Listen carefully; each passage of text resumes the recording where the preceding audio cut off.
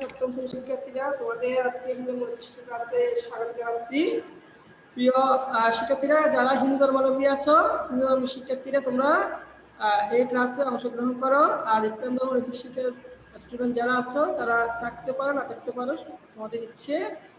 তবে যারা হিন্দু ধর্মের হিন্দু ধর্মাবলম্বী আছো, তোমরা এই ক্লাসে অংশগ্রহণ করো। তো প্রিয় শিক্ষার্থীরা, তোমাদের সপ্তম শ্রেণীর হিন্দু ধর্মের ক্লাসে স্বাগত জানাচ্ছি। আজকে তোমাদের যে প্রথম সপ্তাহে যে অ্যাসাইনমেন্টটা দিয়েছে, ওই অ্যাসাইনমেন্ট নিয়ে আমি আলোচনা করব। হ্যাঁ, আর প্রথম অধ্যায় নিয়ে আলোচনা করব। অ্যাসাইনমেন্টটি দেওয়া হয়েছে প্রথম অধ্যায় থেকে। তো প্রিয় শিক্ষার্থী, দেখো, আমি প্রথমে অ্যাসাইনমেন্ট নিয়ে একটু আলোচনা করি। তোমরা দেখো, সপ্তম শ্রেণীর যে অ্যাসাইনমেন্টটা দিয়েছে হিন্দু মৌলিক শিক্ষায়, তো প্রথমে তোমরা একটা খাবার পৃষ্ঠায় অ্যাসাইনমেন্টের ব্যবসা পাবলিক স্কুল কলেজ লিখে, হ্যাঁ, তারপরে নাম লিখবা, কেমন, যে তারা তোমার রোল নাম্বার লিখবা, কেমন, তোমাদেরকে নিশ্চয়ই তোমাদের শ্রেণীর শিক্ষক শিক্ষিকা এবং আগের ক্লাসে, হ্যাঁ, তোমাদেরকে দেখে দিয়েছি কিভাবে খাবার পৃষ্ঠাটা লিখতে হয়। তো ওইভাবে খাবার পৃষ্ঠাটা করবা, কেমন, সুন্দর করে, যত সুন্দর করে খাবার পৃষ্ঠাটা করা যায় তত সুন্দর করবা, কেমন। এরপর বিষয় হিন্দু ধর্মাবলম্বী শিক্ষা অধ্যায় হচ্ছে প্রথম, কেমন। তো প্রথম অধ্যায়ে হচ্ছে ঈশ্বরের স্বরূপ।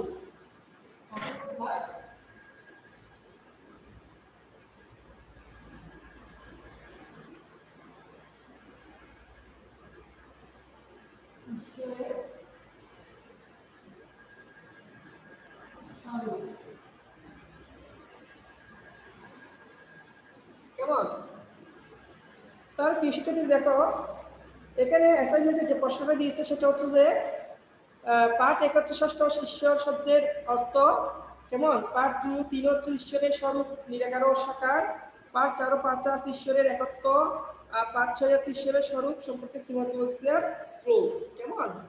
তো দেখো, অ্যাসাইনমেন্টের নির্ধারিত কাজ কি? ঈশ্বর এক ও অদ্বিতীয় এবং নিরাকার, তবে সব সাকার রূপ একই ঈশ্বরের বিভিন্ন প্রকাশ যুক্তি বিশ্লেষণপূর্বক ব্যাখ্যা করো। এটা তোমরা অ্যাসাইনমেন্টের বিষয় হিসেবে লিখবে, কেমন। লেখার পরে এবার স্যার অ্যাসাইনমেন্ট দিছে, এটা হচ্ছে হিন্দু ধর্মাবলম্বী শিক্ষা ক্লাস সপ্তম শ্রেণী। স্যার হ্যাঁ, ক্লাস 10 দেরকে অ্যাসাইনমেন্ট দিছে। ক্লাস 10 না, ক্লাস 10 এর কোনো অ্যাসাইনমেন্ট দিবে না। ক্লাস 10 এর প্রস্তুতিমূলক পরীক্ষা হবে 1 তারিখ থেকে, কেমন। তোমরা আর ক্লাস কয়টা থেকে? ক্লাস 10 দের ক্লাস 10 এর প্রস্তুতিমূলক পরীক্ষা, বুঝছো, প্রস্তুতিমূলক পরীক্ষা। তোমরা ক্লাস 10 এর সাথে দেখা করো 1 তারিখ থেকে। এমনি ক্লাস কয়টা থেকে? ক্লাস 10 এর ক্লাস কয়টা থেকে? আমি 10টা থেকে। হ্যালো, 10টা থেকে? না 10টা না, 11টা থেকে দেখিও, কেমন। 11টা থেকে 12টা। Okay sir, thank you. Okay, welcome.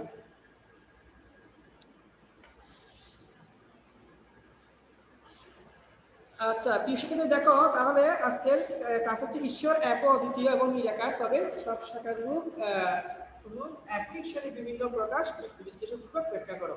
সংকেত আছে ঈশ্বরের স্বরূপ আর ঈশ্বরের একত্ব। নির্দেশনা দিয়ে আছে, বিষয়টা দেখো, এখানে তোমাদের নির্দেশনা দিয়েছে কিভাবে করতে হবে।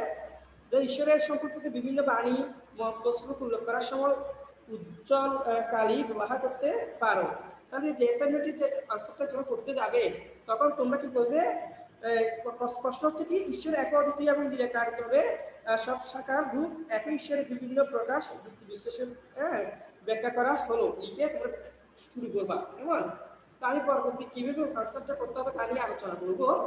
তো এখানে কিছু নির্দেশনা দিয়েছে, তুমি নির্দেশনাটা দেখো, যে ঈশ্বর সম্পর্কিত বিভিন্ন বাণী লিখতে হবে, হ্যাঁ, মন্ত্র শ্লোক উল্লেখ করার সময় একটু উজ্জ্বল কালি ব্যবহার করবা, কেমন। এবার 2 হচ্ছে কি, প্রয়োজনের ছবি, চিত্র ও ইন্টারনেট থেকে দেবদেবীর ছবি আপলোড করা যেতে পারে। মানে তোমরা যদি অ্যাসাইনমেন্টে আনসারে যদি কোনো ছবি দিতে চাও, তাহলে তুমি ইন্টারনেট থেকে ছবি নিয়ে দেবদেবীর ছবি নিয়ে তোমরা আপলোড করতে পারো। এবার 3 আছে কি, প্রয়োজনে গুরুজনদের সাহায্য দিতে পারে। যদি তোমরা যদি কাজটা সুসম্পন্ন করতে না পারো, তাহলে গুরুজনদের একটু সহযোগিতা তোমরা নিতে পারো। এবার হচ্ছে বলছে কি, প্রয়োজনে নিজের পাঠ্যপুস্তক ব্যতীত অন্য সহায়ক বই উপরের বা নিচের শ্রেণীর সাহায্য দিবে। মানে তোমরা নিজের বই তো আছেই, এরপর যদি প্রশ্ন আনসারটা লিখতে যদি কোনো অসুবিধা হয় তাহলে তোমরা নিচের শ্রেণী এবং উপরের শ্রেণী কোনো বই থেকে, যেমন অষ্টম শ্রেণীর আছে প্রথম অধ্যায়, সেখান থেকে তোমরা সাহায্য সহযোগিতা নিতে পারো। এরপর আছে যে কি প্রয়োজনে নিজের এরপর পাঠ্যপুস্তকের প্রতিটি পাঠ ভালো করে পড়তে হবে। যে পাঠ যেগুলো পড়াবো আজকে সেগুলো তোমরা আরো ভালো করে পড়বে, পড়ার পরে তোমরা আশা করি বুঝতে পারবে আনসারটা কিভাবে হবে। এরপর বানান, আনসারটি করার সময়, হ্যাঁ অ্যাসাইনমেন্টে আনসারটি করার সময় বানান দেখতে হবে যে বানান যাতে ভুল না হয়, শুদ্ধভাবে লিখতে হবে, কারণ বানান ভুল হলে বাক্য গঠনে অসুবিধা হলে নাম্বার পাবে না।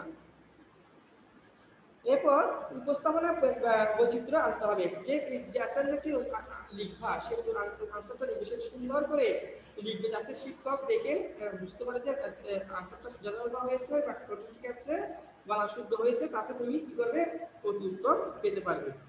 হ্যাঁ, তো প্রিয় শিক্ষার্থীরা আসো আজ আমি প্রথম অধ্যায় হিন্দুদের শখ নিয়ে একটু আলোচনা করি। এখানে পাঠ 1 আছে ষষ্ঠ ঈশ্বরের শব্দের অর্থ, কেমন? তাহলে দেখো প্রিয় শিক্ষার্থীরা, এই বিশ্বের মধ্যে সকল প্রাণী ও বস্তুর, হ্যাঁ একজন কি আছে স্রষ্টা রয়েছেন, একটা কি রয়েছেন স্রষ্টা রয়েছেন, যাকে আমরা সৃষ্টিকর্তা বা কি বলি ঈশ্বর বলি। ঈশ্বরকে আমরা বিভিন্ন নামে ডাকি, পরমাত্মা, ব্রহ্ম, হ্যাঁ নানান কি ডেকে থাকি। আবার এই ঈশ্বর হচ্ছে কি এক এবং কি অদ্বিতীয়, ঈশ্বর নিরাকার, তার কোনো আকার নেই, কেমন? তবে প্রয়োজনে তিনি সাকার রূপ ধারণ করতে পারেন, যেমন দেবদেবী, দেবদেবী হিসেবে কৃষি রূপ সাকার রূপ, কেমন? তাহলে দেখো অবতার দেবদেবী পরিবর্তিত তার সাকার রূপ, এর যে ষষ্ঠ ঈশ্বরের শব্দের অর্থ ঈশ্বর স্বরূপ, ঈশ্বরের একটা শব্দকে আমরা জানবো। দেখো পাঠের কাছে ষষ্ঠ ও ঈশ্বর শব্দের অর্থ। ষষ্ঠ মানে কি যিনি সৃষ্টি করেন তাকে বলা হয় কি স্রষ্টা।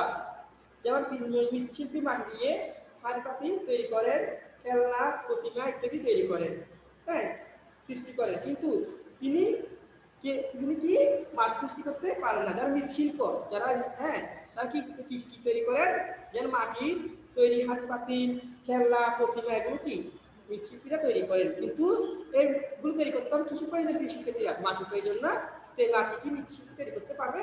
পারবে না। তাহলে এই মাটিদের কি করেছে? ঈশ্বর তৈরি করেছে, ঈশ্বর সৃষ্টি করেছে, কেমন? তাহলে শুধু মাটি নয়, আমরা জল, নদী, সমুদ্র, চন্দ্র, সূর্য, গ্রহ, নক্ষত্র, জীবজন্তু ইত্যাদি সৃষ্টি করতে কি পারি না, এগুলো সে সৃষ্টি করেছে, ঈশ্বর সৃষ্টি করেছেন। যিনি এইসব সৃষ্টি করেছেন তাকে আমরা কি বলি? স্রষ্টা বা সৃষ্টিকর্তা বলে থাকি। তার এই গাছপালা, পশু পাখি, গ্রহ, নক্ষত্র, হ্যাঁ যা কিছু সৃষ্টি হয়েছে সব কিছুকে সৃষ্টি করেছে সে একজন সৃষ্টিকর্তা সৃষ্টি করেছে, কেমন?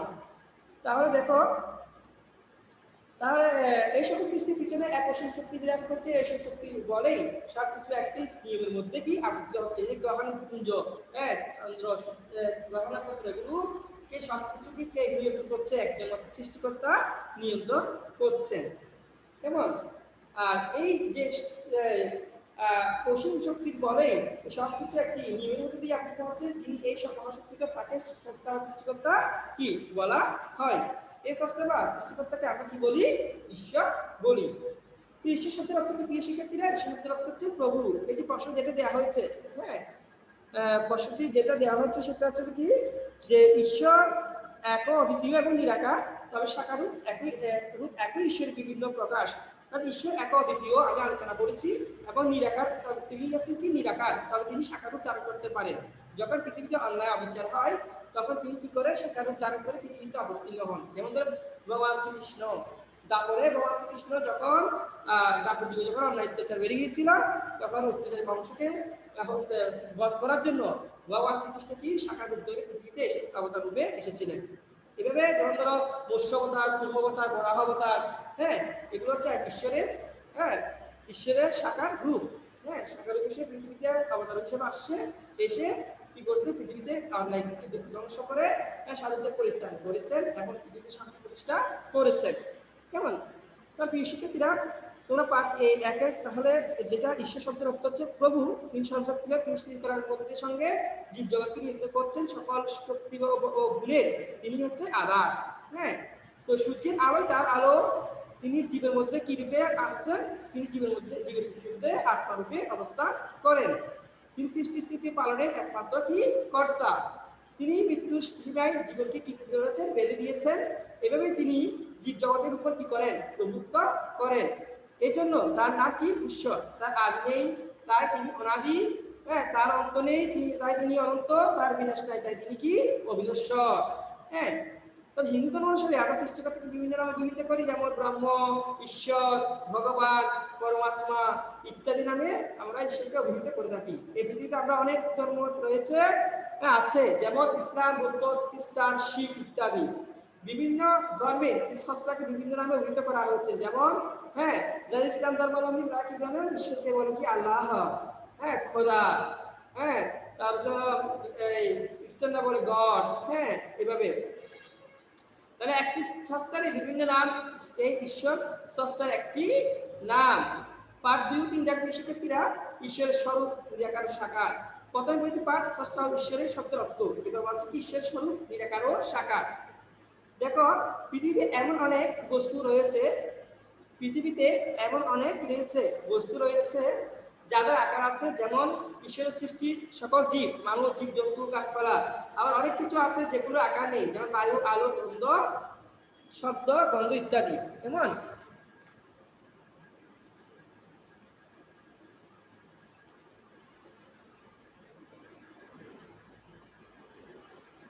হ্যাঁ, দেখো শিক্ষার্থীরা, তাহলে ঈশ্বরের বলছে কি, প্রশ্ন আছে কি ঈশ্বরের সাকার ও নিরাকার। হ্যাঁ, ঈশ্বরের সব সাকার ও নিরাকার। তো পৃথিবীতে এমন অনেক বস্তু আছে যাদের আকার আছে, যেমন ঈশ্বরের সৃষ্টি সকল জীব, মানুষ, জীবজন্তু, গাছপালা, কিন্তু আকার আছে পৃথিবীতে, তাই না? কিছু আছে যেগুলো কি আকার নেই। তাই বায়ুর কোনো আকার আছে কি শিক্ষার্থীরা? বায়ুর কোনো আকার নেই। হ্যাঁ, তো আলোর কোনো আকার আছে? নেই। শব্দের কোনো আকার নেই, গন্ধের কোনো আকার নেই। হ্যাঁ, তাহলে ঈশ্বরের কোনো আকার নেই। ঈশ্বর কি নিরাকার। হ্যাঁ, তাকে কি দেখা যায় না। ঈশ্বরকে কি দেখা যায়? দেখা যায় না। হ্যাঁ, কিন্তু আমরা তার প্রস্তুতি কি করি? অনুভব করি। তবে ঈশ্বর সর্বশক্তিমান। হ্যাঁ, তিনি নিজ অসীম ও অনন্য শক্তির বলে যে কোনো আকার কি করতে পারে? দান করতে পারেন। ঈশ্বরের একাকার রূপ নানাভাবে প্রকাশ পেয়েছে। এক ঈশ্বর নিজেকে বা নিজের অংশ বিশেষকে সাকার রূপ দান করেন। এই রূপগুলো হলো অবতার ও কি দেবদেবী। তাহলে ঈশ্বর নিজেকে বা নিজের অংশ বিশেষকে কি করে? সাকার রূপ দান করে। সাকার রূপ দান করে। এই রূপগুলো হচ্ছে কি অবতার ও দেবদেবী। দেবদেবীরা হচ্ছে দেবদেবী এবং অবতার হচ্ছে ঈশ্বরের কৃষি রূপ, সাকার রূপ। বড় একদম শিক্ষার্থীরা, তাহলে 2 হচ্ছে কি, ঈশ্বর নিজেই জীবের মধ্যে যখন আত্মরূপে অবস্থান করেন, ঈশ্বর যখন জীবের মধ্যে হ্যাঁ আত্মরূপে অবস্থান করেন, হ্যাঁ, তখন তাকে বলা হয় জীবাত্মা বলা হয়। কেমন? তাহলে অবতার আসো, যখন ধর্মের গ্রামে উপস্থিত হয়, অর্থাৎ অন্যায় বিচারে বিরোধিত হয় মানব জীবন এবং অধর্মের অভ্যুত্থান ঘটে, তখন ঈশ্বর কোনো না কোনো রূপ ধরে পৃথিবীতে কি অবতরণ করেন।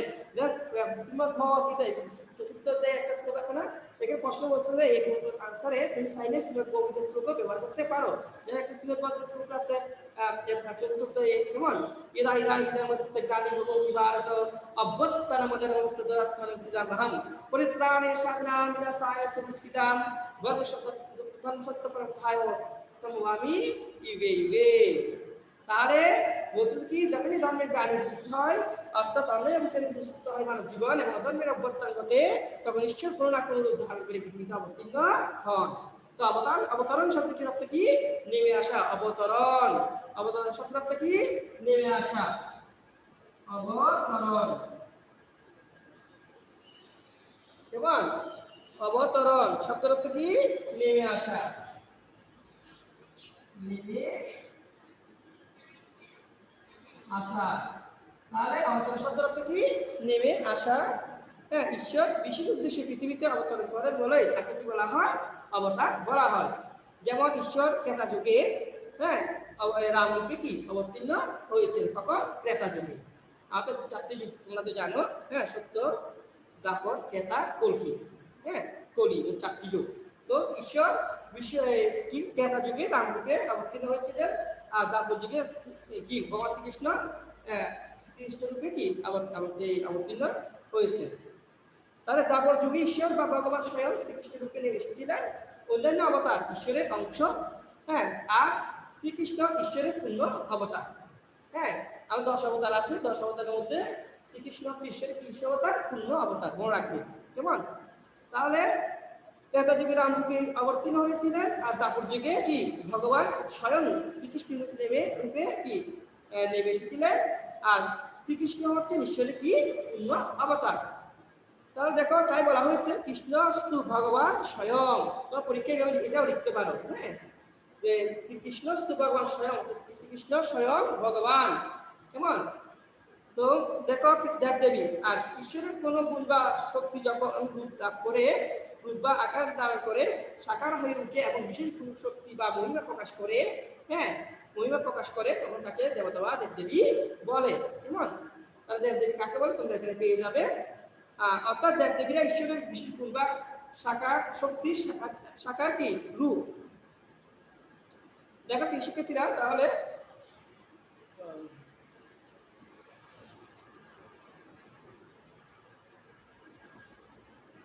হ্যাঁ, এবার আসো, তারা শ্রীকৃষ্ণ দেবদেবী ঈশ্বরের কোন গুণ বা শক্তি যখন রূপ বা আকার ধারণ করে সাকার হয়ে উঠে এবং বিশেষ গুণ শক্তি বা মহিমা প্রকাশ করে, তখন তাকে দেবদেবী বা দেবতা বলে।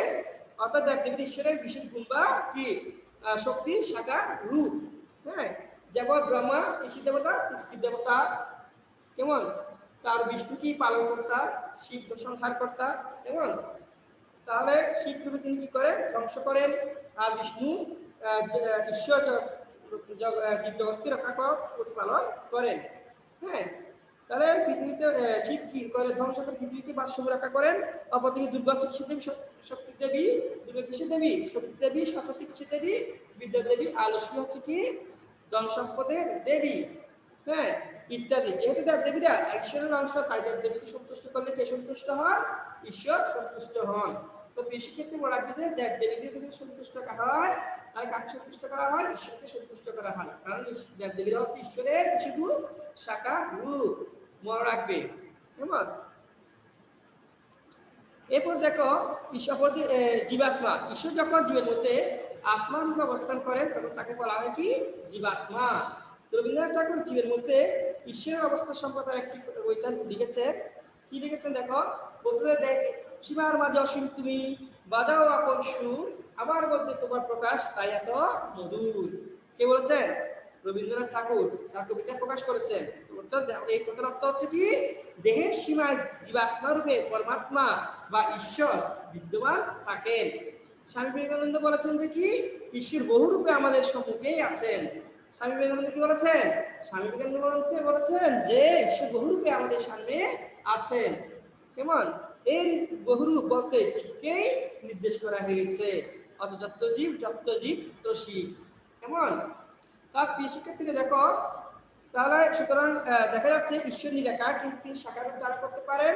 তার সাকার রূপগুলো হচ্ছে অবতার, দেবদেবী ও কি জীব। হ্যাঁ, কিন্তু ঈশ্বর এই সকল সাকার রূপ আলাদা কিছু নয়। সব সাকার রূপ একই। ঈশ্বরের বিভিন্ন প্রকাশ।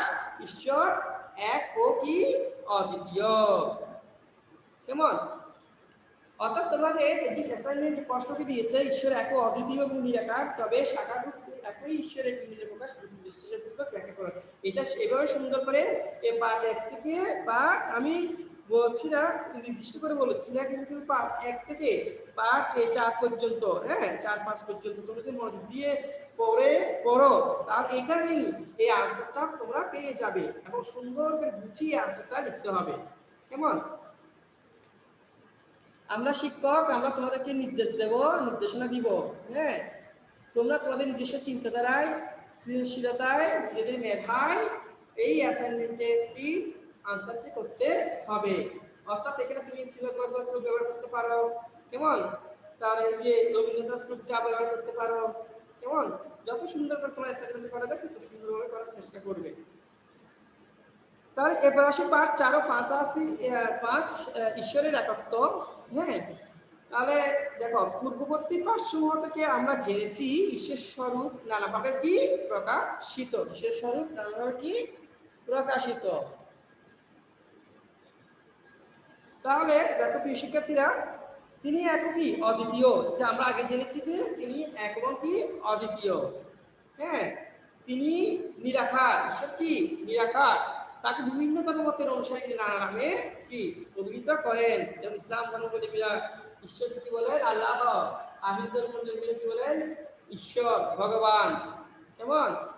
তাহলে দেখো, আমরা তার নিরাকার স্বরূপকে ব্রহ্ম বলে থাকি, তিনি কৃপাময় দয়াময় বলে তাকে কি বলা হয়? ভগবান বলা হয়। অতি 6টি গুণ যার মধ্যে আছে তাকে কি বলা হয়? ভগ বলে। হ্যাঁ, ভগবান বলা হয়। আবার নিশ্চয়ই দুষ্ট দমন সৃষ্টির পালন এবং কি সত্য ন্যায় প্রতিষ্ঠা করার জন্য কোনো না কোনো রূপ ধরে পৃথিবীতে কি অবতীর্ণ হন। আর তার সেই বিশেষ বিশেষ রূপকে কি বলা হয়? অবতার বলা হয়। কেমন?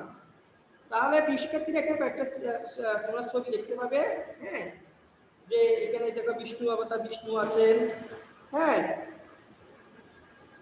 তার রাম আছেন। হ্যাঁ, রাম, লক্ষ্মণ, সীতার একটা ছবি দেওয়া আছে এখানে। তার এখানে মৎস্য অবতারের একটা ছবি দেওয়া আছে। কেমন? এগুলো তোমরা আঁকতে পারো, এঁকে দেখাতে পারো। হ্যাঁ, সুন্দর করে। তার যেমন শ্রীরাম, শ্রীকৃষ্ণ, মৎস্য অবতার প্রভৃতি। হ্যাঁ, এখানে 3টা অবতার আছে দেখো। একটা হচ্ছে কি, এটা হচ্ছে যে তোমার এই শ্রীবিষ্ণু। হ্যাঁ, কে? এই শ্রীবিষ্ণু। তারপর হচ্ছে তোমার হচ্ছে কৃষ্ণ বা শ্রীবিষ্ণু। তারপর হচ্ছে যে তোমার এখানে রাম। হ্যাঁ, তার সাথে কি আছে? লক্ষ্মণ আছে, সীতা আছে। এবার মৎস্য অবতার, বিষ্ণু মৎস্য অবতার দুটো আসছে। হ্যাঁ, ব্যক্তিকে রক্ষা করার জন্য। তাহলে দেখো, অন্যদিকে ঈশ্বরের কোনো গুণ বা শক্তি যখন কি পায়, গুণ বা শক্তি যখন আকার পায় তখন তাকে দেব দেবতা বা দেবদেবী বলে। যেমন ব্রহ্মা, বিষ্ণু ও শিব ঈশ্বরের 3টি প্রধান কর্মের জন্য 3টি প্রধান রূপ। হ্যাঁ, ব্রহ্মা রূপে ঈশ্বর সৃষ্টি করেন, বিষ্ণু রূপে পালন করেন এবং শিব রূপে জীব জাগতিক বস্তু কি করেন? ধ্বংস করে, ভারসাম্য কি করেন? রক্ষা করেন। দেবদেবী ঈশ্বরের কিসের রূপ? শক্তি রূপ। হ্যাঁ, ঈশ্বর শক্তি রূপ। সরস্বতী দেবী ঈশ্বর রূপে, সরস্বতী দেবী রূপে ঈশ্বর আমাদের বিদ্যা দান করেন। তার সরস্বতী রূপে, সরস্বতী রূপে ঈশ্বর আমাদের কি দান করেন? বিদ্যা দান করেন। তার মা লক্ষ্মী রূপে ঈশ্বর আমাদের কি দেন? ধন সম্পত্তি দেন, ধন সম্পত্তি দান করেন। কেমন? তাহলে দেখো, ভক্তরা দেবদেবী কি করে? পূজা করেন। হ্যাঁ, পুজো শব্দ প্রশংসা বা শ্রদ্ধা করা। কেমন? তাদের স্তবস্তুতি করে, তাদের কাছে বিশেষ বিশেষ করেন প্রার্থনা জানায়।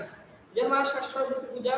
হ্যাঁ, সরস্বতী পূজা, মা সরস্বতী পূজা করে আমরা পুষ্পাঞ্জলি মায়ের কাছে প্রার্থনা জানাই। হে মা, আমাকে বিদ্যা দাও, জ্ঞান দাও। তুমি আমার কি কণ্ঠে থাকো, যাতে আমি যা করি, যা শিখি না কেন সব যেন আমার মনে থাকে। হ্যাঁ, কণ্ঠে থাকে। তাহলে এর মধ্যে দিয়ে প্রশ্ন জাগে, তাহলে কি ঈশ্বর বহু? একে বসতি ভক্তরা যাদের পূজা করেন, তাদের স্থাপতি করে, তাদের কাছে বিশেষ বিশেষ প্রার্থনা জানান। এর মধ্যে দিয়ে প্রশ্ন জাগে, তাহলে কি ঈশ্বর বহু? এই প্রশ্ন উত্তর হচ্ছে না, ঈশ্বর কিন্তু বহু নয়। তিনি একই, অদ্বিতীয়। ঈশ্বর একই, অদ্বিতীয়। তারা দেখো শিক্ষার্থীরা, তিনি নিরাকার, আবার তিনি কি সাকার। তিনি নিরাকার, আবার তিনি কি সাকার। ঋগ্বেদে বলা হয়েছে এখন সদ্বিপ্রা বহুধা বদন্তি। তোমরা এখানে একটা শ্লোক দেখতে পাচ্ছ, এখন সদ্বিপ্রা বহুধা বদন্তি। এক ব্রহ্মকে বিপ্রগণ বহু নামে কি ডাকে এবং উপাসনা কি করেন। তাহলে এক ব্রহ্মই, তাই না? তাহলে কি ঋগ্বেদে বলা আছে কি এখন সদ্বিপ্রা বহুধা বদন্তি। তাহলে বুঝছে কি এক ঈশ্বরকে সাধু সন্তানেরা বহু নামে ডাকেন এবং ঘোষণা করে। না, এক ব্রহ্মকে বিপ্রকে বহু নামে অভিহিত করেছেন। কিংবা এখন সত্যম বহুধা কল্পয়ন্তি, এক এক কি ঈশ্বরকে সাধু সন্তানেরা বহু নামে ডাকেন। হ্যাঁ, এবং ঘোষণা করেন। যেভাবে ঘোষণা করা হোক না কেন, হ্যাঁ, সব ঈশ্বরের ঘোষণা, সব কিসের ঘোষণা? সবই ঈশ্বরের কি উপাসনা। কেমন? সবাই তার কাছে কি পৌঁছায়, কার কাছে সবকিছু ঈশ্বরের নিকটে পৌঁছায়। যারা আমরা সরস্বতীর উপাসনা করছি, ঈশ্বরের কাছে ঈশ্বরের উপাসনা করছি। এই মা লক্ষ্মী দেবীর আমরা উপাসনা করছি, লক্ষ্মী দেবীর কাছে কি লক্ষ্মী দেবীর কাছে আমরা উপাসনা করছি, আর কাকে ডাকছি? ঈশ্বরের উপাসনা করছি। হ্যাঁ, তো আমরা যেভাবে উপাসনা করি না কেন, দেব দেবী অবতার যেখানে যেভাবে উপাসনা করি না কেন, আমরা মূলত এক ঈশ্বরেরই কি করি? উপাসনা করি। কারণ ঈশ্বর এক এবং কি অদ্বিতীয়। হ্যাঁ, তিনি নিরাকার, তবে তিনি মাঝে মধ্যে তিনি কি করেন? সাকার রূপ ধারণ করেন। তাহলে দেখো, তাহলে কি বলছে যেভাবে ঘোষণা করা হোক না কেন এই সবই ঈশ্বরের ঘোষণা সবাই তার কাছে পৌঁছায়। শ্রীমদ্ ভগবতে বলা হয়েছে যে যারা অন্য দেবতা ভক্তিমান হয়ে শ্রদ্ধার সঙ্গে তাদের পূজা করে তারা ঈশ্বরেরই পূজা করে। দুই হচ্ছে কি ঈশ্বর, হ্যাঁ, ঈশ্বরের সকল যোগ্য বা পূজার প্রাপক কি ফলদাতা। তিন হচ্ছে যে আমাকে যেভাবে ঘোষণা করে আমি তাকে সেভাবে তুষ্ট করি। কেমন? শ্রীমদ্ ভগবদ্গীতায়ও আছে যে যে আমাকে যেভাবে ঘোষণা করে আমি তাকে সেভাবে সন্তুষ্ট করি। মানুষের বিভিন্নভাবে মূলত আমার পথেই কি করে অনুসরণ করে। অর্থাৎ একজন ভক্ত যে ঈশ্বরকে যে লাভ করতে যে পথে যাত্রা কেন এক ঈশ্বরকেই লাভ করতে পারেন। হ্যাঁ, তা শ্রীমদ্ ভগবদ্গীতায় বলা হচ্ছে যে কি তিনটা বলা হচ্ছে কিন্তু যারা অন্য দেবতার ভক্তিমান হয়ে শ্রদ্ধার সঙ্গে তাদের পূজা করে তারা ঈশ্বরেরই কি করে পূজা করে। কে দুর্গা পূজা করলো, কে লক্ষ্মী পূজা করলো, কে সরস্বতী পূজা, কে কালী পূজা করলো। তাই এই যে পূজা করছে এই মূলত কালী পূজা করছে ঈশ্বরেরই পূজা করছে। কালী পূজা করছে মানে ঈশ্বরের পূজা করছে, দুর্গা পূজা করছে মানে ঈশ্বরের পূজা করছে, সরস্বতী পূজা করছে মানে কালী পূজা হচ্ছে ঈশ্বরেরই পূজা করছে। হ্যাঁ, তাহলে ঈশ্বর সকল যোগ্য বা এরপর দ্বিতীয় আছে ঈশ্বর সকল যোগ্য বা পূজার প্রাপক ফলদাতা। আমরা যা কিছু ঘোষণা করি, যজ্ঞ করি, পূজা করি, সবকিছু ফলদাতা প্রাপক হচ্ছে কি ঈশ্বর। হ্যাঁ, যেভাবে আমাকে যেভাবে ঘোষণা করে, হ্যাঁ, ঈশ্বর বলছেন যে আমাকে যেভাবে ঘোষণা করে আমি তাকে সেভাবে সন্তুষ্ট করি। মানুষ বিভিন্নভাবে মূলত আমার এই পথের কি করে অনুসরণ করে। সুতরাং কেবল হিন্দু ধর্মাবলম্বীরা নয়, বিভিন্ন ধর্মের অনুসারী নিজ নিজ মত পথ অনুসারেই একই ঈশ্বরের কি করে উপাসনা করে। হ্যাঁ, এই হলো ঈশ্বরের কি একত্ব। এই হলো কি ঈশ্বরের একত্ব। ঈশ্বর নিরাকার হলো তারই ইচ্ছায় সাকারূপে তার বিচিত্র প্রকাশ। ঠিক আছে? তাহলে মূলত আমরা দেবদেবী পূজা করি করলেও মূলত আমরা এক ঈশ্বরেরই কি করি পূজা করি। হ্যাঁ, দেবদেবীর মধ্যে দিয়ে ঈশ্বরের কাছে আমাদের প্রার্থনা জানা যায়। হ্যাঁ, বা দেবদেবী পূজা করলে আমরা কার পূজা করছি? ঈশ্বরের পূজা করছি। দেবদেবীর উপাসনা করলে কার উপাসনা করছি? ঈশ্বরের উপাসনা করছি। তাই বলা হয়েছে কি এই যে বিভিন্ন ধর্মের মানুষ হিন্দু ধর্মাবলম্বীরা নয়, শুধু বিভিন্ন ধর্মের অনুসারীকে নিজ নিজ মত অনুসারে একই ঈশ্বরের কি করে উপাসনা করেন। হ্যাঁ, এই নিরাকার ভাবে উপাসনা করে, এই সাকার ভাবে উপাসনা করেন, কিন্তু মূলত সবাই একই ঈশ্বরের উপাসনা করেন। তাই এই হলো ঈশ্বরের কি একত্ব। ঈশ্বর নিরাকার হলো তার সাকার ইচ্ছায় সাকার তার বিচিত্র প্রকাশ। তার কৃষিক্ষেত্রীরা এই যে পার্ট 1 থেকে আমি 5 পর্যন্ত করিয়েছি। হ্যাঁ, এরপরে পার্ট 6 আছে, দেখো ঈশ্বরের সর্বসম্মত শ্লোক বাইরিয়মাগ্নি রিবরাসঙ্ক প্রজাপতিস্ত্বং প্রতিপপিতামহশ্চ নমো নমস্তেস্তু শাস্ত্রীকৃত পুনশ্চ বায়োপি নমস্তে নমস্তে। অর্থাৎ তুমি বায়ু, তুমি জল, তুমি অগ্নি, তুমি বরুণ ও চন্দ্র, তুমি ব্রহ্মা, আবার ব্রহ্মা ও স্রষ্টা তুমি, তোমাকে নমস্কার করি বারবার তোমাকে নমস্কার। তাহলে এই ব্যাখ্যা শ্রীমদ্ ভগবদ্গীতা বিশ্বরূপ দর্শন যোগ নামক একাদশ অধ্যায়ে অর্জুন শ্রীকৃষ্ণের উদ্দেশ্যে এই উক্তি করেছেন। কে করেছেন? অর্জুন। আর উদ্দেশ্য করেছে শ্রীকৃষ্ণের উদ্দেশ্যে। শ্রীকৃষ্ণ স্বয়ং কি ঈশ্বর, স্বয়ং ভগবান। এখানে সেই ঈশ্বরের স্বরূপ প্রকাশ করা হয়েছে। জল, অগ্নি, বরুণ, চন্দ্র প্রভৃতি দেবতাকে দৃষ্টান্ত হিসাবে গ্রহণ করে বলা হয়েছে যে তারা ঈশ্বরের এক একটি রূপ। তিনি দেবতা, সৃষ্টি দেবতা ব্রহ্মা, আবার তিনি ব্রহ্মেরই সৃষ্টি। এখানে ঈশ্বরের সৃষ্টি করার শক্তি সহ অসীম শক্তির কথা বলা হয়েছে। সকল দেবতার শক্তি তারই শক্তি, তিনি সর্বশক্তিমান, তিনি নিরাকার, আবার তিনি সাকার। এই মহাবিশ্বের অনাদি অনন্ত ঈশ্বরকে তাই বারবার নমস্কার জানিয়ে পরম শ্রদ্ধা প্রকাশ করা হয়েছে। তার এখানে এই যে ঈশ্বরের সর্বশক্তিকে শ্লোকটি দেওয়া হয়েছে কি বায়ুরিয়মাগ্নিবর্ণ তৎসঙ্ক প্রজাপতিস্ব পবিতামহশ্চ নমো নমস্তেস্তু শাস্ত্রকৃত পুনশ্চ বায়োপি নমো নমস্তে। তাহলে এই শ্লোকের মধ্যে দিয়ে ঈশ্বরের কি করেছেন? ঈশ্বরের স্বরূপ প্রকাশ করা হয়েছে। শ্রীমদ্ ভগবদ্গীতা দেখো শিক্ষার্থীরা, এখানে একটা কি আছে?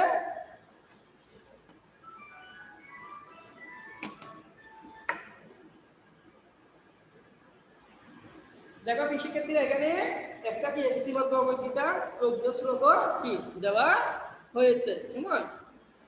তোমরা এটা দেখো শিখতে পারো। কেমন? তাই এই যে শ্লোক একটা কি দিচ্ছে অর্জুন শ্রীকৃষ্ণ, শ্রীকৃষ্ণ হচ্ছে রথসারথী অর্জুন। হ্যাঁ, পার্থ। প্রাপ্ত সারথী। তবে সেক্ষেত্রে যাই হোক তাহলে কাজ এতটুকুই। তোমরা অ্যাসাইনমেন্টের ঈশ্বর একক দ্বিতীয় লেখা তবে শাখারূপ এক ঈশ্বরের বিভিন্ন প্রকাশ বিশ্লেষণ ব্যাখ্যা করবা। সুন্দর এখানে নির্দেশনা দেওয়া আছে, নির্দেশনার মোতাবেক সুন্দরভাবে অ্যাসাইনমেন্টের আনসারটি করবে। কেমন? আজ এই পর্যন্ত। তোমরা সবাই সুস্থ থাকো, ভালো থাকো, নিরাপদ থাকো। সবাইকে নমস্কার।